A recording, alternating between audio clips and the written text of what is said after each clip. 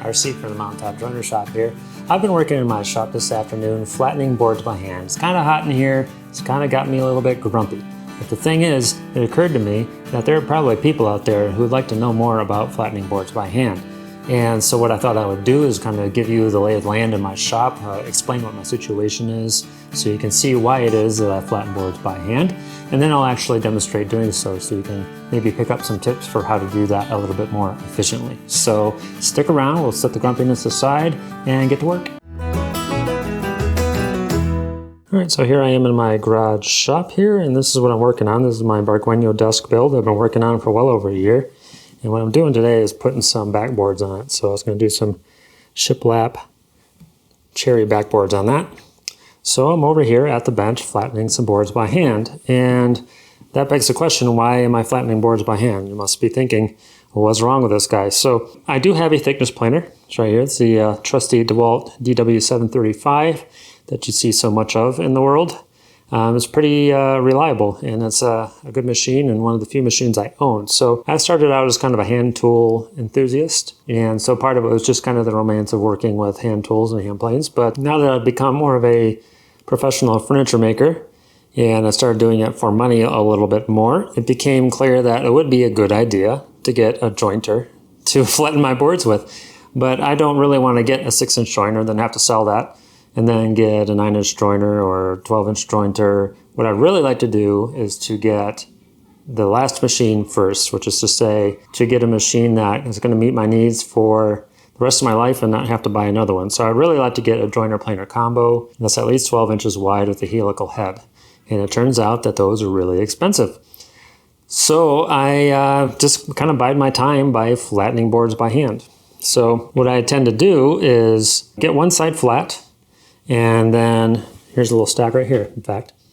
Those are ready to go. So I get one side flat, and then I run it through the thickness planer back there. That gets my stock flat enough to work with. So what I'm going to do in this video is show you a couple tips about flattening boards by hand, and hopefully you find it helpful. Being able to mill boards flat is one of those fundamental skills that you absolutely have to have if you're going to do fine work in woodworking. You know, it'd be like trying to learn to play the drums and not be able to count to 4 or keep a beat. So it's absolutely fundamental.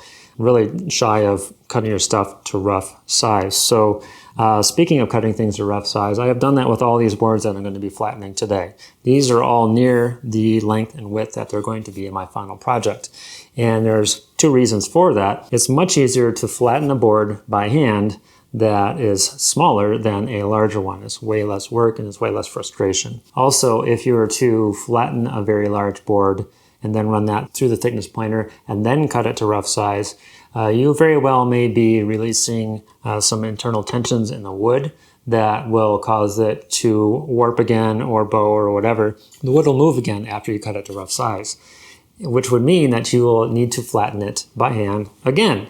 And at that point, you may have lost so much material, because when you flatten boards, you're removing material. You will have lost so much material that that board is no longer useful for your project. So I always cut my boards to rough length and width before I flatten them by hand and run them through the thickness planer. All right, so before I get too far ahead of myself, I should probably explain some of the terminology I'm going to be using in this video, because it's going to be hard for me to explain to you how to flatten boards by hand if you don't understand the words that are coming out of my mouth.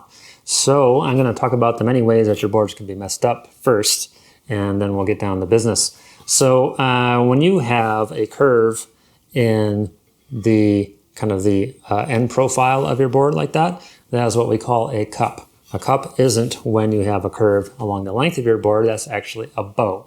Okay, so cup is this way.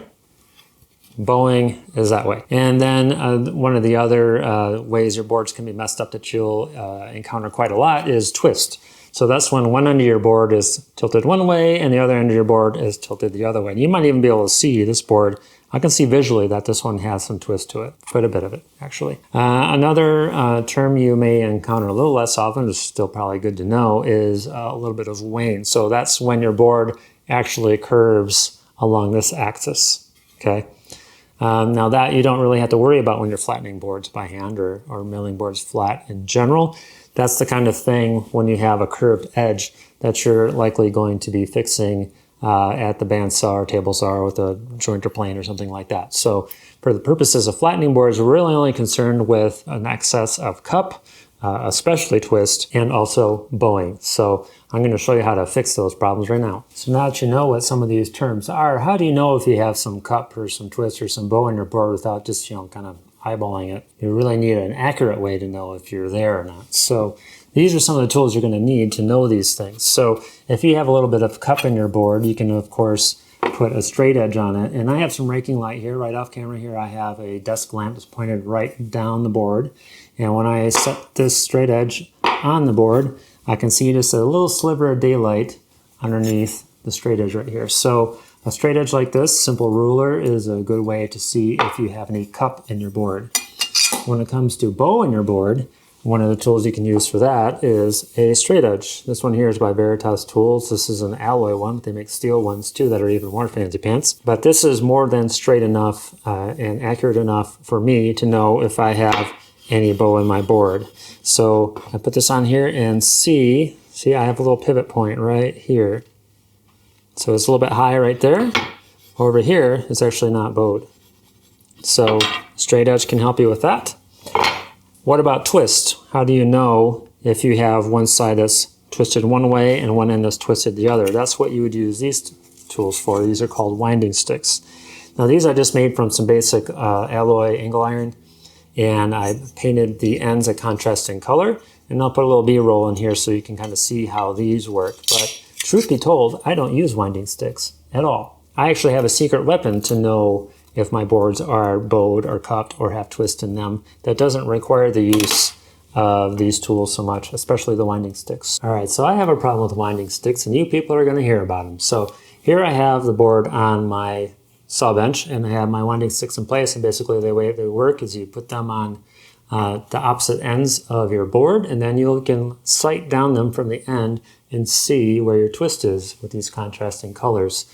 And it really is an accurate way to see if you have any twist in your boards. However, I don't really have the space to make effective use of these. If you look at my bench, you'll see that it's against the wall here, and it's near a corner. I don't really have space to squat down like a critter off the end of my bench and sight down a pair of winding sticks. At the other end of my bench, I would have to move all kinds of stuff out of the way. And if I were to do that, then I'd be giving up all kinds of space for other tools and machines that make much more efficient use of the space that I have.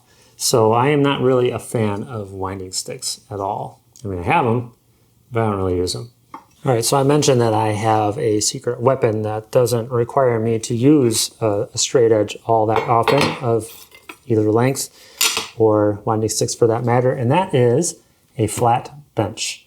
So if you have the wherewithal and the time and the skill to put together a workbench top that is stable and stays flat, it is awesome for flattening boards by hand, because then you can just set a board on your workbench top and feel it out. So basically, I can tell that these corners don't really move, but these do a lot. That's how I know I have a lot of twist in my board.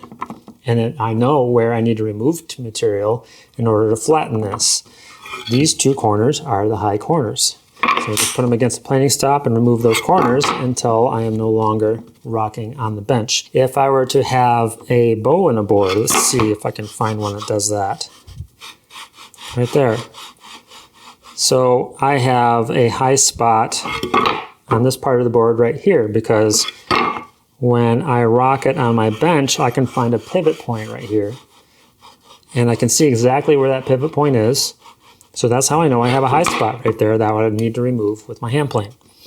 And of course, if I have any cup in my board, I'll notice that by rocking both ends of the board simultaneously.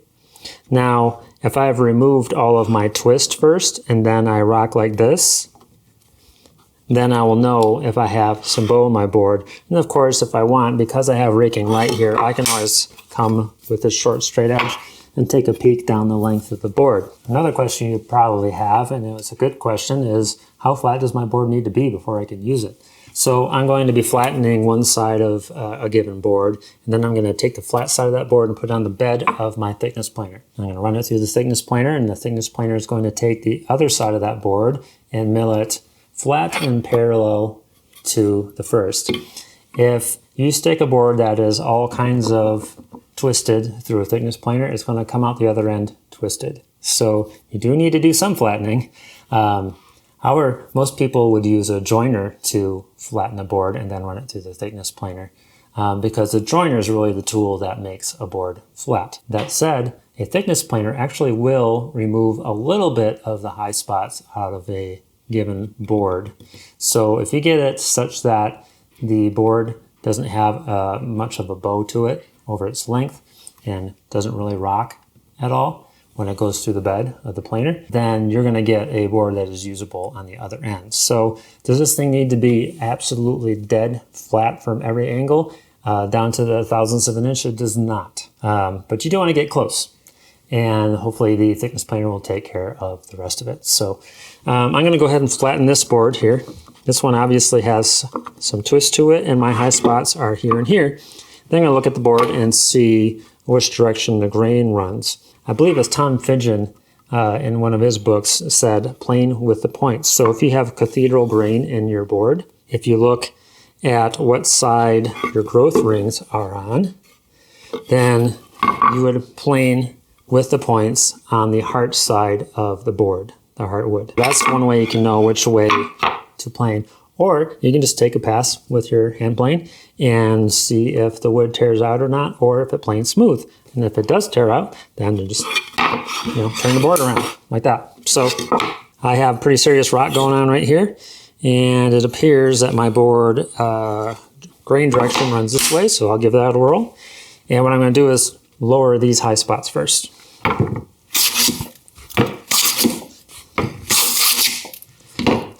Now these are a little bit lower,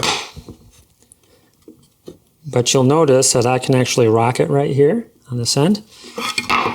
Because I took this corner off, now there's a high spot right here. So when I'm taking the high corners off of a board like this, I'll actually hit those corners, and then I'll run right down the middle of the board to remove any cupping that I may have created. So hit those corners right down the middle of the board, like that. Remember I showed you earlier that if you rock your board and pivot it on the surface, you can see if they have a high spot. So I have a high spot here and probably a little bit here as well. So that's another thing you need to do if you knock off the high corners of a twisted board. You not only get a high point here left over, you very well may get a high point at the midpoint of your board as well. So what I really should do, take the corner off, take a couple passes down the middle to remove that cup, and then take a short pass just down the middle of the board to remove any high spots that are here.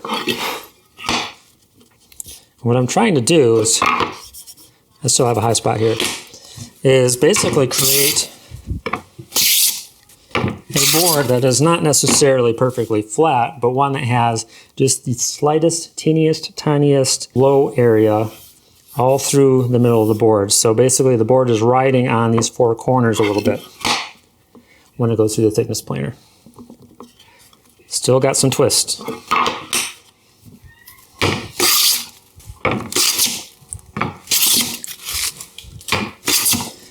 And go down the middle.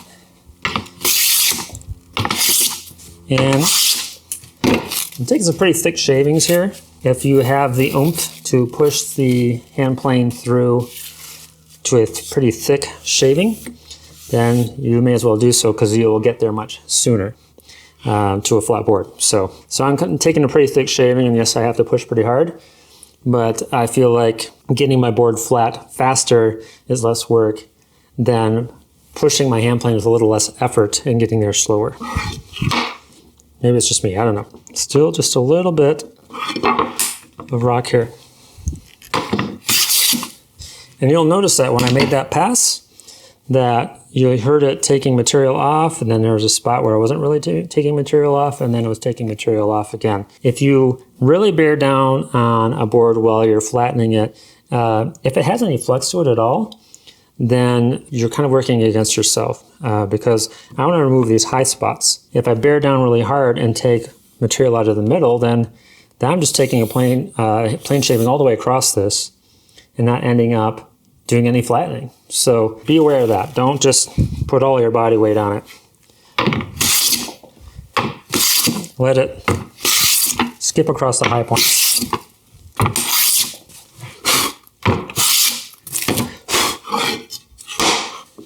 This thing really wants to be twisted. Another note, anybody who uses hand planes will show you. It's a good idea to lube your plane sole with something like, this is a little block of paraffin wax.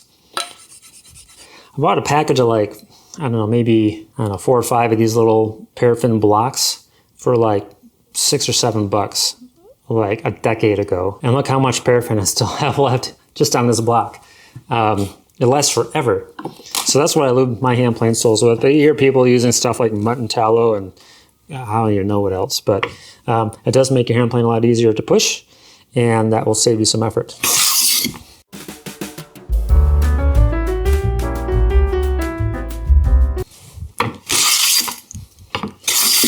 And a little bit here, here. Whoa! See that? Almost there. Now I have a little bit of a high spot right there.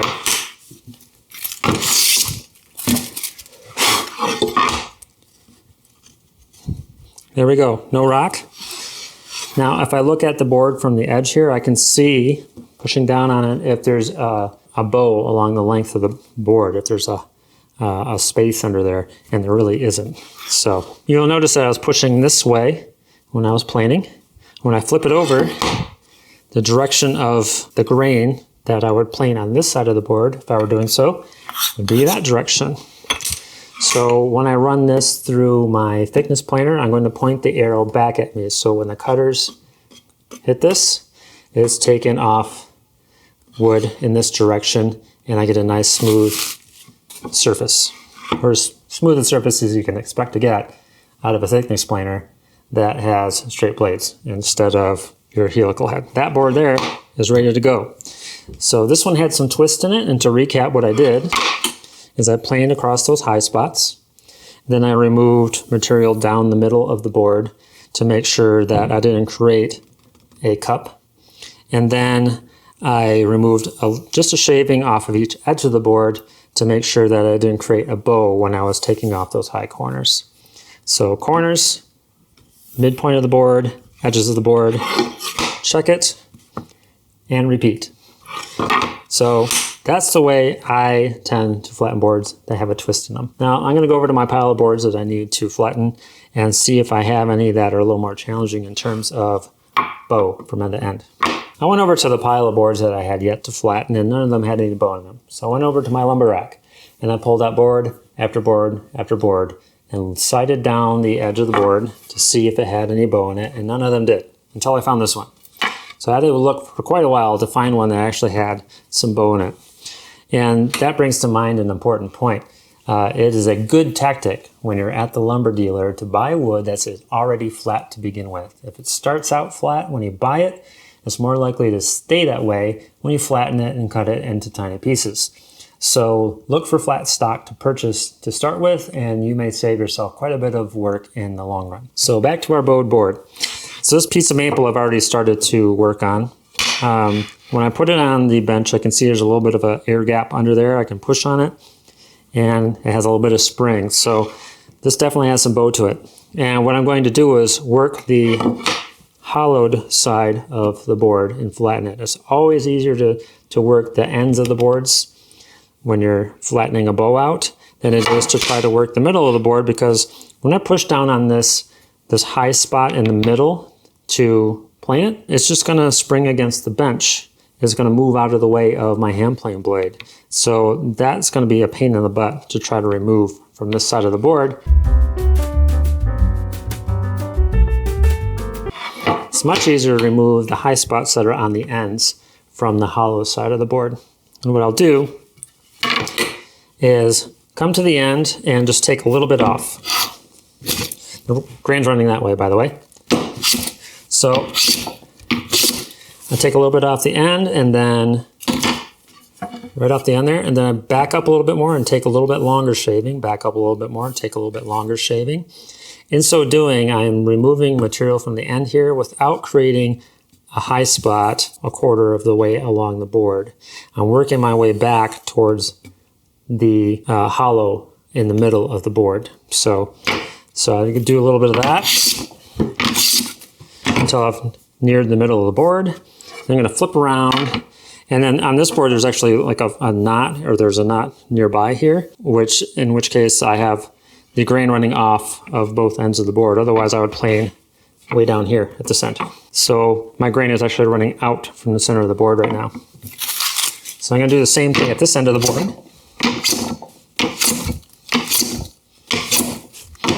Back up towards the middle of the board. Now when I flip it over, this air gap is getting quite a bit smaller. There's a little bit less spring there. I'm getting closer. So I'm just going to rinse and repeat that. But another thing I can do when I'm checking this is to see if I'm actually introducing some twist.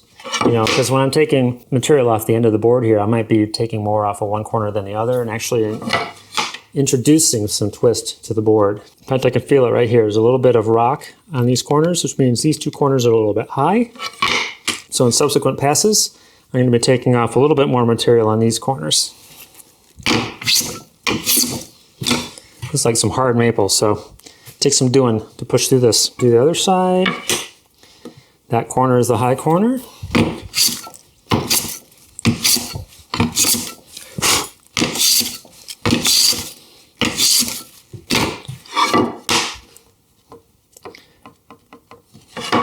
Yeah, I hit that side too much. So there's still some twist there.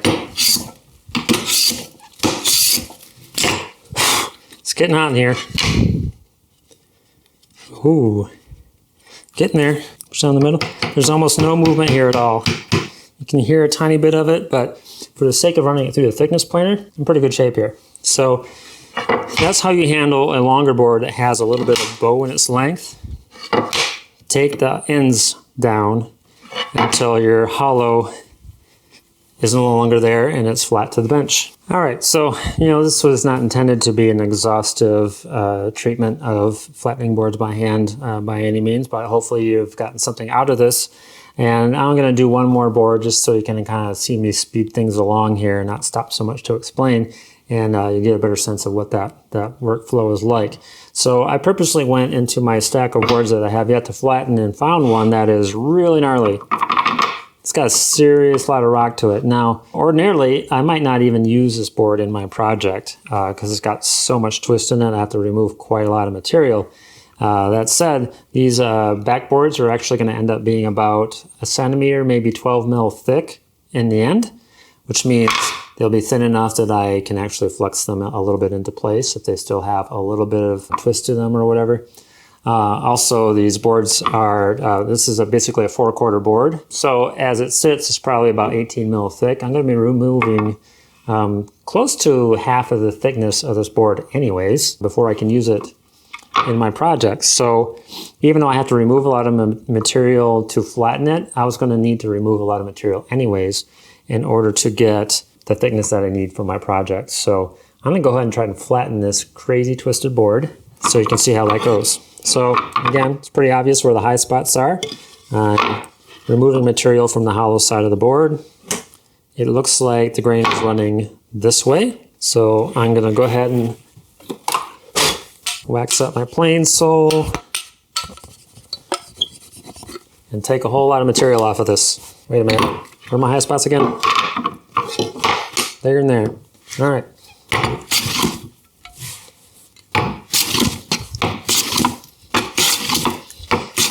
You can see that I'm not even touching the middle of the board when I try to take these corners off. It's just riding over this hollow right here.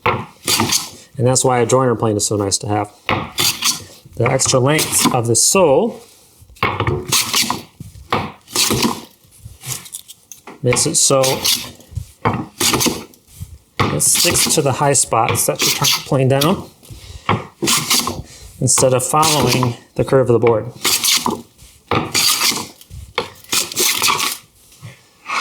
Oh, by the way, If you have a board that has so much bow in it that it's actually riding up and over your planing stop, you can accidentally send a board right off the end of your bench.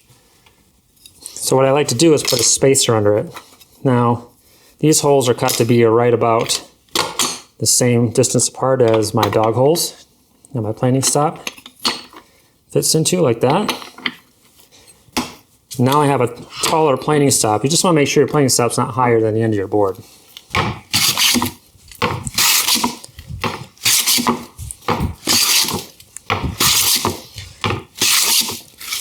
So I've gotten to the point where I'm almost shaving the full length of the board, including where that hollow used to be. Now I'm hollowing out the center. Now I'm going to take some shavings off the edges here, trying to hollow out the whole thing just a teeny tiny bit, except for the corners.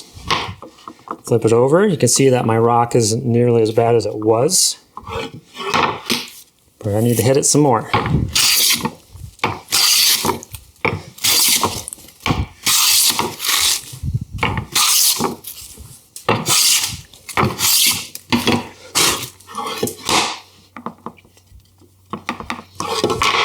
Getting there.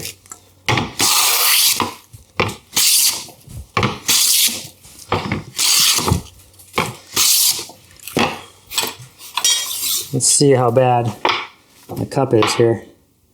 Quite a bit of cup through here, so I don't need to focus so much off the middle. The full length of the board. Almost no rock at all anymore. And I know I'm good here, so I really just need to take a shaving off here and here.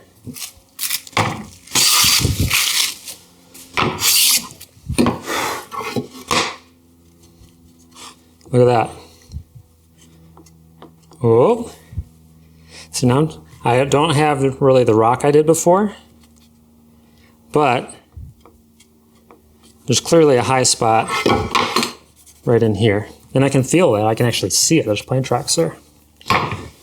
So just knock that off the end. See if that does it. Almost. And I can also see it. You can go like this. See where that high spot is. It's actually, there's one back here now.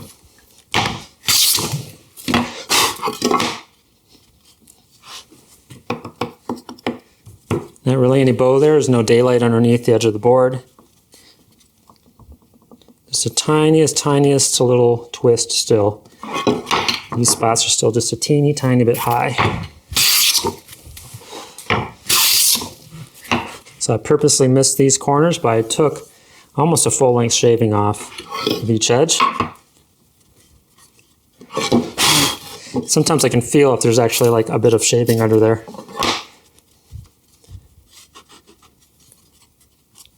That is flat. So I'm just gonna grab my big thick pencil, put a big old arrow on that, put it on my saw bench, and it's ready to go through the thickness planer.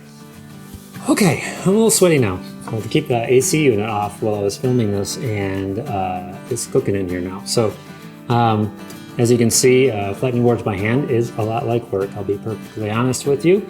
But hopefully you picked up some pointers during the course of this video that make it a little bit easier for you. It certainly made it easier for me to have a workbench that is built from the very beginning for this purpose. To have a bench top that is stable and flat and stays that way is a huge help. And if you're curious about my workbench, I did do a video on that, and I'll include a link to that video in the description for this video. If you're curious about my workbench, you can learn more about it there. But that's it for today. I know I may not have covered everything about flattening boards by hand that I could have, but that's all I can think of right now. So hopefully you got something out of this video, and we'll catch you next time. Now, if you like what you saw here, please hit like and subscribe. It would help me out a lot. Also hit the little bell icon if you want to be notified anytime I release a new video. And if you didn't like what you saw here, keep it to yourself, pal. Or watch one of my other videos. You might like one of those. Thank you for watching.